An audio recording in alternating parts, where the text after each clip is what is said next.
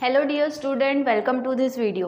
Now as you know कि हमने जो है वो हमारे लास्ट वीडियो में हमारा जो है वो थर्ड चैप्टर स्टार्ट किया था जिसका नाम है इनहेरिटेंस एंड वेरिएशन। ठीक है, इनहेरिटेंस और वेरिएशन में हमने जो है वो उसका इंट्रोडक्शन देखा था कि जो है वो इनहेरिटेंस और वेरिएशन में व्हाट इज़ इनहेरिटेंस, वेरिएशन कैसे आता है। ठीक है, तो ये सारी चीज़ें जो है वो हमने देखी थी। इसके बाद में we have also talked about father of genetics who is Mendel. ठीक है, उनके बारे में हमने थोड़ा बहुत डिस्कशन किया था।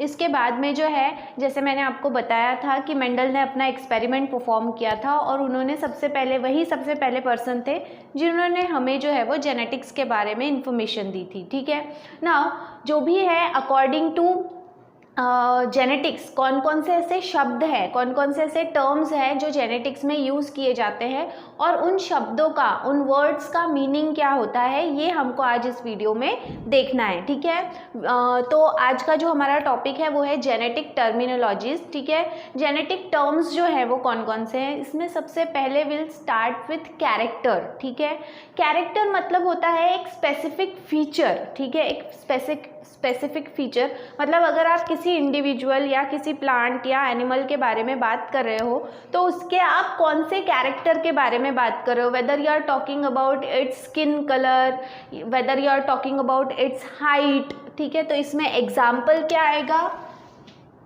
ठीक है, इसमें जैसे फॉर एग्जाम्पल हाइट। ठीक है, तो जो है वो कैरेक्टर क्या है, एक स्पेसिफिक फीचर है जिसके बारे में जो है वो अगर हम डिस्कस कर रहे हैं तो that is called as a character. ठीक है, ना कैरेक्टर के बाद में आता है ट्रेट। ट्रेट जो है वो क्या है, तो ट्रेट मतलब जो है वो इनहेरिटेड कैरेक्टर, मतलब कैरेक्टर जो आप बात कर रहे हो उसमें से कौन सा कैरेक्टर है या कौन सा उसका जो ट्रेट है वो क्या हो रहा है, उसका कौन सा ऑप्शन है जो वो नेक्स्ट जनरेशन में जो है वो कैरी फॉरवर्ड किया जा सकता है, ट्रांसफ़र किया जा सकता है, ट्रांसमिट किया जा सकता है। ठीक है, तो उसे कहेंगे हम क्या, ट्रेट। ट्रेट में देखो एग्जाम्पल है या इट इज़ डिटेक्टेबल। डिटेक्टेबल मतलब आप उसे आँखों से देख सकते हो, आप उसे जो है वो ऑब्जर्व कर सकते हो।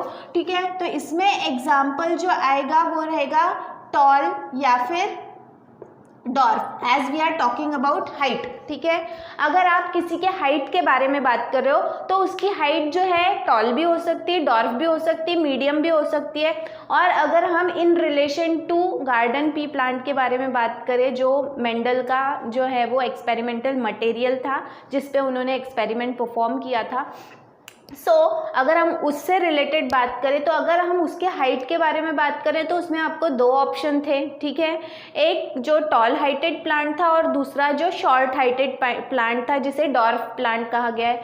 तो यहाँ पे कहने का मतलब ये है कि कैरेक्टर जो है ये एक बड़ी कैटेगरी है। ठीक है, कैरेक्टर जो है ये एक बड़ी कैटेगरी है। अब कैरेक्टर में जो ऑप्शंस रहेंगे they will be called as trait. अब कैरेक्टर अगर हम बात कर रहे हैं हाइट की, ठीक है, तो हाइट जो है इसके दो ऑप्शन है, एक है टॉल और दूसरा है डॉर्फ। ठीक है, तो यहाँ पर अगर हम किसकी बात कर रहे हैं, हाइट की बात कर रहे हैं which is a character, it is a broad category. ठीक है, और इसके ऑप्शंस क्या है गार्डन पी प्लांट में कि या तो टॉल प्लांट रहेगा या फिर उसकी हाइट डॉर्फ रहेगी।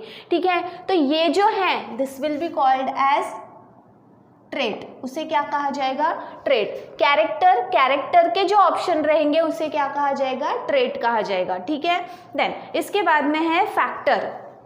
फैक्टर जो है मैंने आपको लास्ट वीडियो में बताया था कि मेंडल जो हैं वो जब अपना एक्सपेरिमेंट परफॉर्म कर रहे थे और उन्होंने देखा कि कुछ ऐसे कैरेक्टर्स हैं जो एक जनरेशन से दूसरे जनरेशन में जो है वो कैरी फॉरवर्ड किए जा रहे हैं। ठीक है, तो वो किस चीज़ की वजह से, कौन सी ऐसी चीज़ है जो उसे एक जनरेशन से दूसरे जनरेशन में पहुंचा पा रही है, उस चीज़ को, उस यूनिट को उन्होंने क्या नाम दिया था, फैक्टर। और इसीलिए फैक्टर जो है it is nothing but it is a unit of heredity. वो क्या है, वो यूनिट ऑफ हेरिडिटी है। वो ऐसी चीज़ है जो एक जनरेशन से दूसरे जनरेशन में, मतलब it is responsible for carrying the genetic information from one generation to another. ये ऐसी चीज़ है जो रिस्पॉन्सिबल है कि एक जनरेशन से दूसरे जनरेशन में वो जेनेटिक कैरेक्टर्स को ट्रांसफ़र कर सकता है। ठीक है, देन इसके बाद में है जीन। ठीक है, जीन क्या है या जीन्स क्या है, तो जीन्स और फैक्टर, देखो जीन्स और फैक्टर दोनों एक ही हैं, लेकिन जब फैक्टर ये नाम इंट्रोड्यूस हुआ था तो वो डीएनए के ऊपर प्रेजेंट रहता है ये डिस्कवर नहीं हुआ था, क्योंकि जैसे मैंने आपको पहले भी बताया कि मेंडल जो है उनका एक्सपेरिमेंट तब परफॉर्म किया गया था जब ये सारी चीज़ों के बारे में, डीएनए, क्रोमोसोम, ये सारी चीज़ों की डिस्कवरी होने की ही थी, हुई ही नहीं थी, और इस वजह से जो है वो जीन ये नाम उसे नहीं दे पाए, तो उन्होंने एक रॉ नाम दे दिया उसे फैक्टर। ठीक है, तो जीन और फैक्टर दोनों एक ही है, लेकिन फैक्टर जो है वो अननोन चीज़ को नाम दिया उन्होंने। ठीक है, जो एक जनरेशन से दूसरे जनरेशन में जो है वो ट्रांसफ़र करते हैं कैरेक्टर, लेकिन फिर बाद में ये फैक्टर को जो है वो बाद में नोन कर दिया गया, मतलब उसकी जो है वो प्रॉपर डिस्कवरी हुई कि अरे भाई ये जो है वो एक ऐसी चीज़ है जो डीएनए के ऊपर प्रेजेंट होता है, और उसकी डेफिनेशन है it is a segment of DNA, gene की जो है वो एक ऑथेंटिक डेफिनेशन है कि it is a segment of DNA which is responsible for carrying genetic information from generation to generation और from one generation to another. तो gene और फैक्टर एक्चुअली भी एक ही है, लेकिन फैक्टर जो है ये एक बोल सकते हैं हम कि एक अननोन चीज़ है जिसे एक्चुअली में क्या है कैसा है वो डिस्कवर नहीं किया गया था, सिर्फ एक कुछ तो है इसीलिए उसको फैक्टर नाम दे दिया। अब ये कुछ तो क्या है तो बाद में पता चला कि वो एक सेगमेंट ऑफ डीएनए, और फिर उसको बाद में नाम दिया गया क्या, जीन। ठीक है, आई होप आपको समझ में आया हो। इसके बाद में नेक्स्ट जो है दैट इज़ अलील या फिर अलीलोमॉर्फ। अब देखो यहाँ पर हमने बात की कि कैरेक्टर जो है इसके जो ऑप्शंस हैं उन्हें हम ट्रेट कहेंगे। ठीक है, अब हर एक जो ऑर्गेनिज्म है, whether it may be a tall organism और whether it may be a dwarf organism, ठीक है, हर एक ऑर्गेनिज्म जो है ये डिप्लॉयड नेचर का होता है। ठीक है, ये जो है ये डिप्लॉयड नेचर का होता है, मतलब इसमें कितने क्रोमोसोम हैं, 2n नंबर ऑफ क्रोमोसोम है, मतलब यहाँ पे अगर हम बोले तो 2 क्रोमोसोम्स हैं। ठीक है, ईच दोनों में ही जो है वो 2 क्रोमोसोम्स हैं। अब यहाँ पर हर एक क्रोमोसोम जो है, ठीक है, ये दोनों क्रोमोसोम जो है अगर इन पे जो जीन्स प्रेजेंट है, ठीक है, जीन्स जो प्रेजेंट है उनकी पोजीशन अगर सेम है, फॉर एग्जांपल इस क्रोमोसोम के ऊपर ए नाम का जीन है, ठीक है, ये सॉरी ए नहीं बोलेंगे हम, इसको थोड़ा रिलेट आप अच्छे से कर पाओ इसलिए will call it as T, क्योंकि ये टॉल का इंफॉर्मेशन कैरी कर रहा है। तो ये जो जीन है सबसे पहले नंबर का वो हाइट की इंफॉर्मेशन कैरी कर रहा है, और वो भी पर्टिकुलरली कौन सी हाइट, टॉल वाली हाइट। ठीक है, अब उसके साथ वाला जो उसी सेल में दूसरा क्रोमोसोम है वो भी टॉल की इंफॉर्मेशन ही कैरी कर रहा है सेम पोजीशन पे। ठीक है, तो ये जो भी है ये 2 अल्टरनेटिव फॉर्म हो गए किसके, एक जीन के। जीन कौन सा है, टॉल जीन है। ठीक है, टॉल जीन के 2 अल्टरनेटिव ऑप्शन है। ठीक है, एक जो एक क्रोमोसोम के ऊपर प्रेजेंट है और दूसरा जो दूसरे क्रोमोसोम के ऊपर प्रेजेंट है। ठीक है, तो ये जो भी है यहाँ पर, तो ये capital T will be called as 1 allele. ठीक है, ये जो है कैपिटल टी ये एक अलिल कहलाएगा। ठीक है, और उसके बाद में this will be called as 1 allele. ठीक है, ये एक अलिल कहलाएगा, और ये जो दूसरा कैपिटल टी है ये क्या कहलाएगा, this is अलिल number 1 and this is अलिल number 2। ठीक है, इन द सेम वे यहाँ पर अगर सेम पोजीशन पे स्मॉल टी मतलब डॉर्फ की इंफॉर्मेशन प्रेजेंट है, और यहाँ उसके साथ वाला जो दूसरा क्रोमोसोम है उस पर भी पहले पोजीशन पे जो है वो स्मॉल टी मतलब डॉर्फ की इंफॉर्मेशन जो है वो प्रेजेंट है, तो यहाँ पे ये एक अलिल है और ये जो है ये दूसरा अलिल है। ठीक है, सो इन दिस मैनर अगर हम बोले कि कैरेक्टर के 2 ऑप्शन मतलब ट्रेट, और ट्रेट के 2 ऑप्शन मतलब अलिल। ठीक है, तो अलिल क्या है, अगर हम डेफिनेशन से जाए तो 2 और more alternative form of a gene. एक जीन के यहाँ पर 2 अल्टरनेटिव फॉर्म या 2 से ज़्यादा हो सकते हैं। यहाँ पे 2 अल्टरनेटिव फॉर्म क्या है, या तो वो टॉल रहेगा या फिर वो डॉर्फ रहेगा। ठीक है, तो यहाँ पर 2 अल्टरनेटिव फॉर्म है जीन के। अब ये टॉल जो है it is represented by capital T and dwarf is represented by small T. ठीक है, तो इस तरह से किसी भी एक जीन के जो भी अल्टरनेटिव फॉर्म है वो जब क्रोमोसोम के ऊपर प्रेजेंट है ऑन द सेम पोजीशन, ठीक है।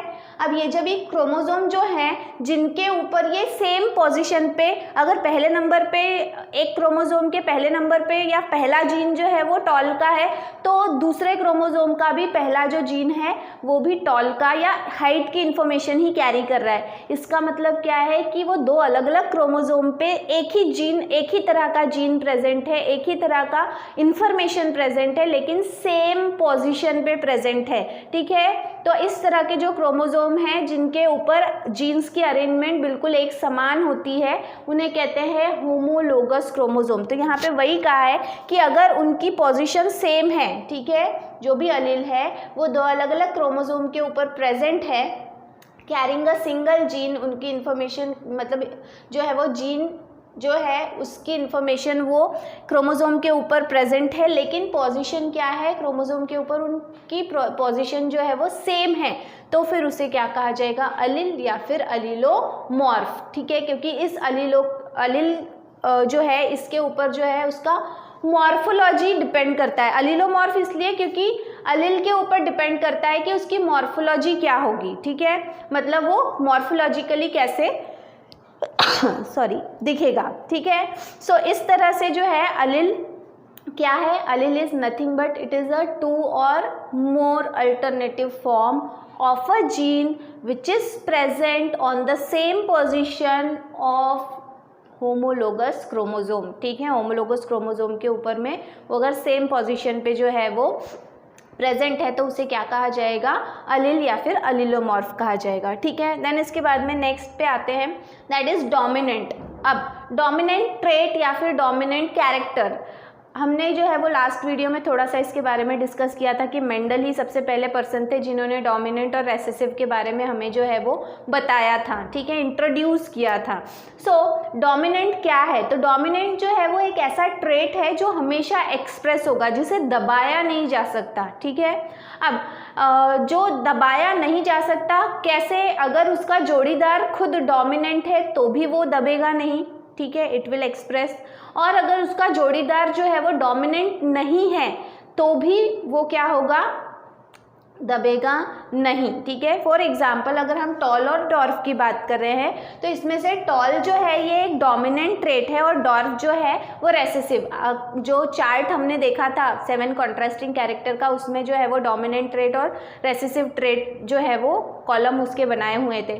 तो डोमिनेंट जो है वो टॉल डोमिनेंट है और डॉर्फ रेसेसिव है। अब क्या होगा, जब दोनों जो है ये एक सेल है, एक सेल के अंदर दो अलील्स होते हैं, ठीक है, एक कैपिटल टी और दूसरा कैपिटल टी, ये दोनों जो कैपिटल टी हैं, ठीक है, अगर दोनों एक साथ में प्रेजेंट है तो इसका जो रिजल्ट क्या मिलेगा, टॉल, जो क्या है एक डोमिनेंट ट्रेट है, ठीक है।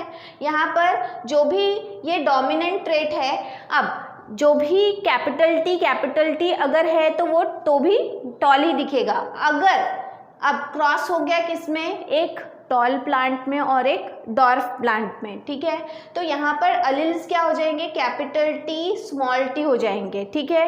अब ये आंखों से दिखने के लिए जेनेटिकली क्या हो रहा है कि एक टॉल प्लांट और एक डॉर्फ प्लांट का क्रॉस पॉलिनेशन किया, रिजल्ट के तौर पे आपको जो भी रिजल्ट मिलेगा, ठीक है, तो वो आंखों से आपको कैसा दिखेगा, टॉल ही दिखेगा। इसका मतलब क्या है कि कैपिटल टी जो है वो अगर कैपिटल टी दोनों सेम है तो भी वो क्या दिखेगा, टॉल ही दिखेगा, और कैपिटल टी के साथ में अगर जो है वो रेसेसिव ट्रेट है, दूसरा है, अलग है, तो भी वो क्या दिखेगा, टॉल ही दिखेगा। मतलब ये किसी भी कंडीशन में जो है वो सप्रेस नहीं होगा, it will always express in any condition, ठीक है। सो ऐसा जो कैरेक्टर जो दबता नहीं है, जो एक्सप्रेस होता है, that is called as dominant trait, ठीक है। इसके बाद में नेक्स्ट जो है दैट इज रेसेसिव, उल्टा बिल्कुल, ठीक है, उल्टा ऐसा कि वो जो है वो अगर डोमिनेंट के साथ में है, जैसे यहाँ पे स्मॉल टी जो है वो रेसेसिव है, वो अगर कैपिटल टी के साथ में है तो वो कभी भी आगे नहीं आएगा, एक्सप्रेस नहीं होगा, ठीक है, वो हमेशा दबा हुआ रहेगा, सप्रेस रहेगा। वो एक्सप्रेस फिर अब वो एक्सप्रेस कब होगा, तो जब उसके जो साथ में अलील है वो अगर क्या है, दोनों ही रेसेसिव हैं, मतलब होमोजाइगस। देखो जब यहाँ पर जो है वो दोनों अलील सेम नहीं होते, ठीक है, अलग अलग होते हैं, उसे कहते हैं हेट्रोजाइगस कंडीशन। तो अगर हेट्रोजाइगस कंडीशन रहेगी तो वो क्या होगा, सप्रेस मतलब दबेगा। और अगर जो है उसे एक्सप्रेस होना है तो वो कौन से कंडीशन में होगा, होमोजाइगस, मतलब जब दोनों अलील्स क्या रहेंगे, सेम रहेंगे, ठीक है। तो रेसेसिव ट्रेट क्या है, विच सप्रेसेस इन हेट्रोजाइगस कंडीशन, मतलब दो अलील्स जब अलग अलग है तो वो सप्रेस हो जाएगा, दब जाएगा। और it expresses in homozygous condition, मतलब जब दोनों अलील्स एक समान है। इसका एक एग्जांपल देती हूँ मैं आपको। फॉर एग्जांपल अगर टीचर जो है वो क्लास में पढ़ा रहा है और कोई क्वेश्चन ड्यूरिंग टीचिंग वो अगर कोई क्वेश्चन करते हैं तो ठीक है, आप दो फ्रेंड्स हो, ठीक है, दोनों फ्रेंड्स जो हो वो इक्वली जो है बोल सकते हैं हम कि इंटेलिजेंट है, या हो सकता है कि एक जो है वो ज़्यादा इंटेलिजेंट है। लेकिन अगर क्वेश्चन पूछा जाए तो एक ऐसा है कि जो मुंहफट है बहुत जल्दी जो है वो इमीडिएटली कोई भी चीज़ का आंसर दे देता है, और जो दूसरा जो ज़्यादा इंटेलिजेंट है, जिससे चीज़ें बहुत जल्दी समझ में आती है, जिसका ग्रास्पिंग पावर ज़्यादा है लेकिन उसमें कॉन्फिडेंस नहीं है, ठीक है। तो क्या होगा कि जब टीचर ने क्वेश्चन पूछा इमीडिएटली वो दूसरा पर्सन जिसको थोड़ा नॉलेज कम है लेकिन उसमें जो एनकरेजमेंट है, ठीक है, उसमें जो कॉन्फिडेंस है वो इतना ज़्यादा है कि वो पहले खड़ा होके जो है वो क्या होगा, अपना आंसर जो है वो एक्सप्रेस करेगा। इसका मतलब क्या हुआ कि जिसमें कैपेसिटी थी, जिसको आंसर मालूम था,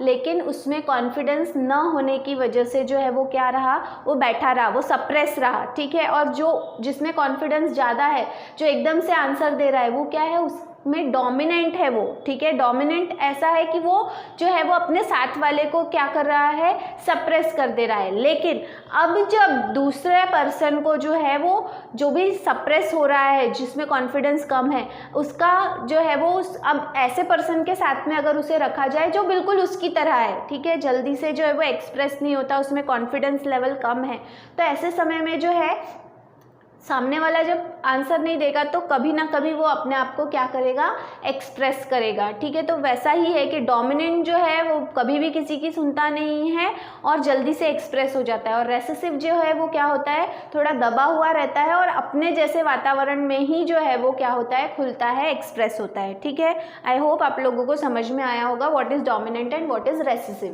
देन इसके बाद में नेक्स्ट इज फिनोटाइप, ठीक है। फिनोटाइप का मतलब होता है कि जब भी क्रॉसिंग किया जाता है या नई जनरेशन जब तैयार होती है तो फिजिकली वो कैसी दिख रही है, ठीक है। फिजिकल या एक्सटर्नल अपीयरेंस जो है, टॉल दिख रहा है, शॉर्ट दिख रहा है, गोरा दिख रहा है, काला दिख रहा है, वाइट है, येलो है, ग्रीन है, ये जो भी हमें आंखों से दिखता है उसे कहते हैं phenotype, that is called as phenotype, ठीक है।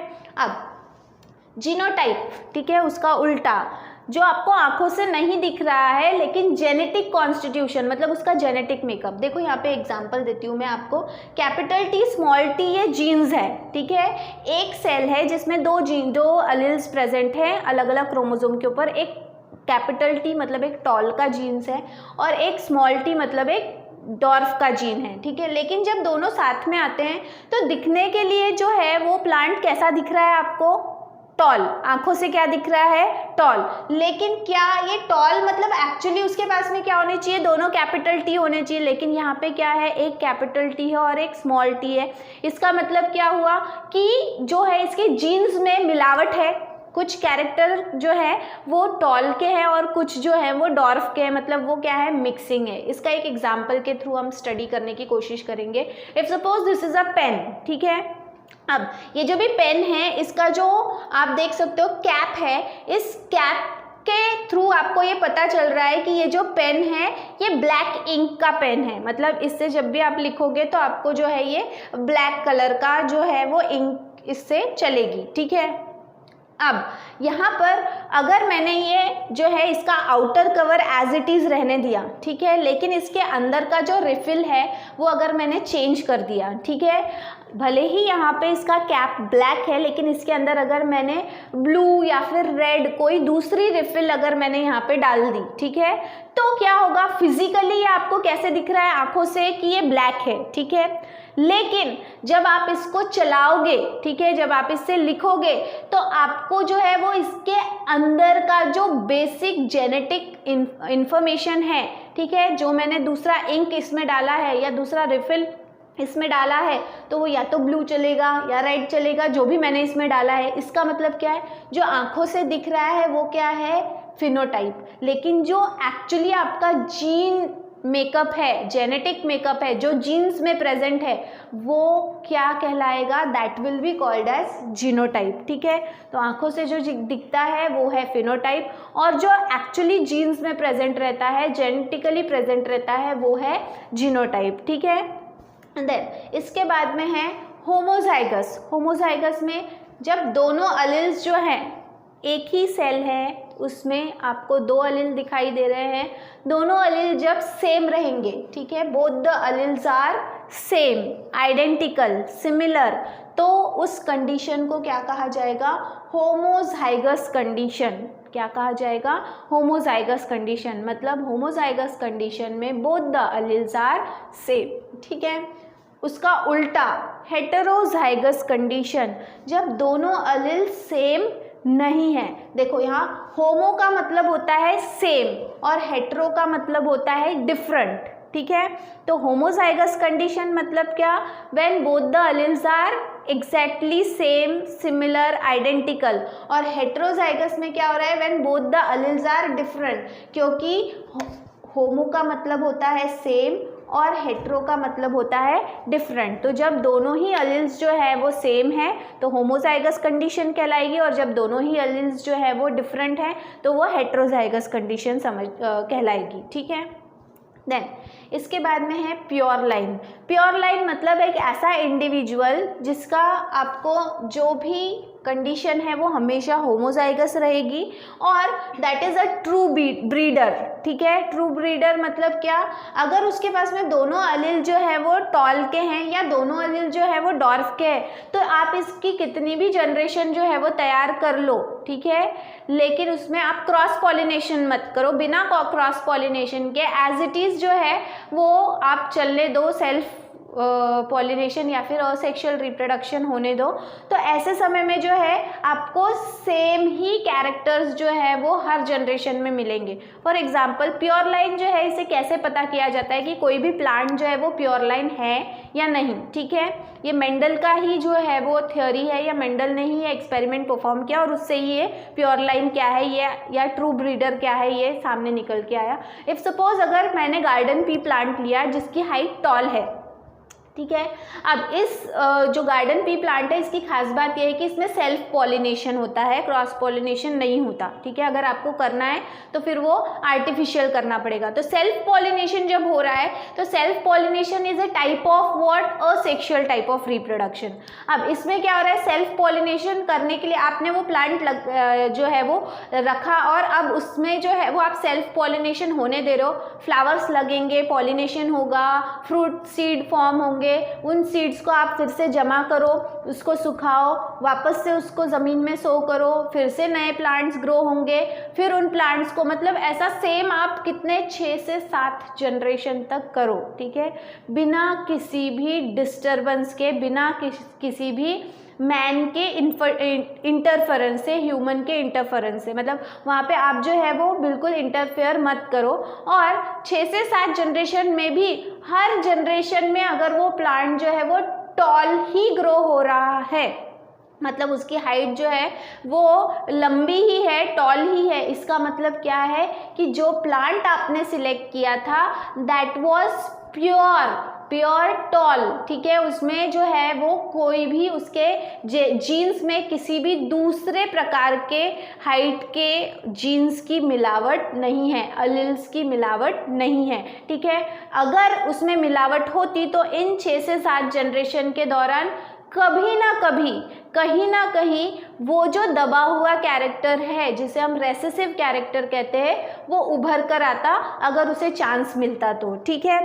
तो अगर प्योर लाइन जो है, जो भी प्योर लाइन प्लांट होते हैं, प्योर लाइन पेरेंट होते हैं, वो ऐसे इंडिविजुअल होते हैं जिनमें बिल्कुल भी मिलावट नहीं होती, वो हमेशा होमोजाइगस होते हैं, उनमें दोनों एलील्स जो है वो सेम होते हैं, and that is why they are called as true breeder, क्योंकि आपको वो सेम रिजल्ट देंगे हर बार, ठीक है।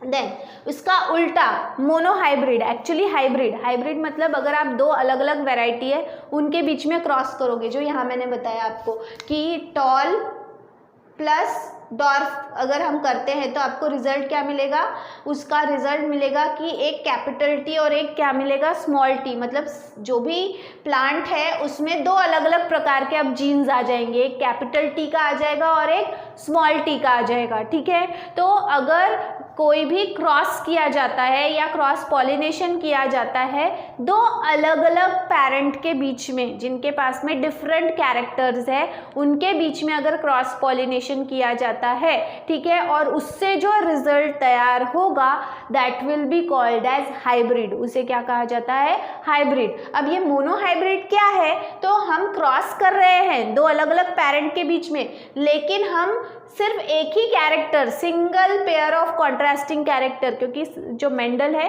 उन्होंने 7 कॉन्ट्रास्टिंग कैरेक्टर जो है वो नोटिस किए थे, लेकिन इन सातों में से अगर हम एट अ टाइम सिर्फ एक ही कैरेक्टर की, भाई उसमें फ्लावर कौन से कलर का लग रहा है, सीड कैसे है, पॉड कलर क्या है, इसको हमको ध्यान नहीं रखना है। हम we are only concentrating on the height of a plant. मुझे एक टॉल हाइटेड प्लांट चाहिए और एक शॉर्ट हाइटेड प्लांट चाहिए फॉर क्रॉस पॉलिनेशन, ठीक है।